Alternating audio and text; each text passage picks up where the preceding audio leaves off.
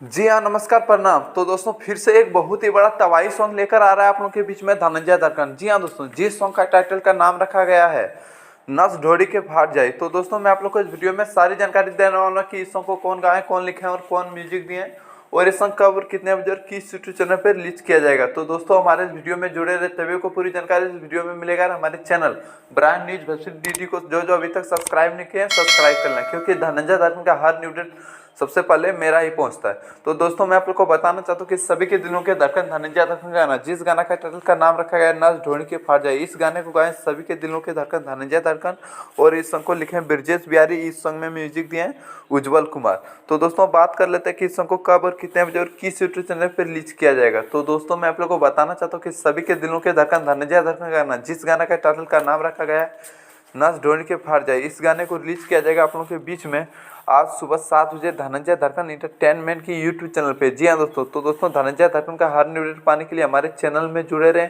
और हमारे चैनल में नए हैं तो हमारे channel brand news Bhojpuri DD को सब्सक्राइब कर लें।